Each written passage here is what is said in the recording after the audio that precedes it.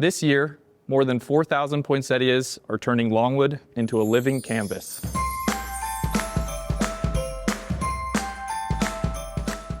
We grow 24 different varieties, evaluating each for color, size, and longevity to make sure every bloom looks its best from morning to night. We have to hold our own stock plants here at Longwood because a lot of the varieties that we're using are nostalgic and they're not on the commercial market anymore.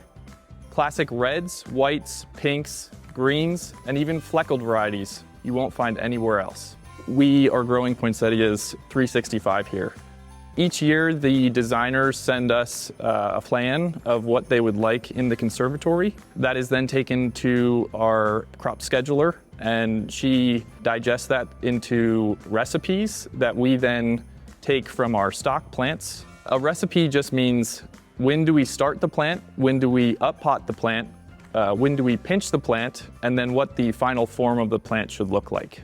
So after we pot our poinsettias into their final container, we train up 3 stems to make their final form. Each of these stems need to be disbudded at each of their leaves. We then tie the crop to support these 3 branches as they grow up. And what this does is form 3 large flower heads at the top in a triangular form that the designers and the gardeners can then implement into their garden display. We also grow single stem poinsettias here at Longwood. After potting them into their final container, we will continually disbud any side shoots that form, training it to 1 single stem.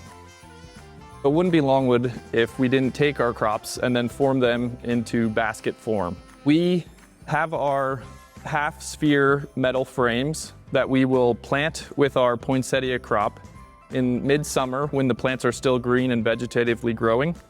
And we will build that crop up into a sphere shape, and naturally this plant will fill in to the form of this sphere, and then we will black cloth these crops similar to the rest of our poinsettia crops in order to trick them into flowering. Whether you're walking under a canopy of lights or through a hall framed by poinsettias, every plant is part of a story. We didn't reinvent the poinsettia, we just remind everyone how extraordinary it can be.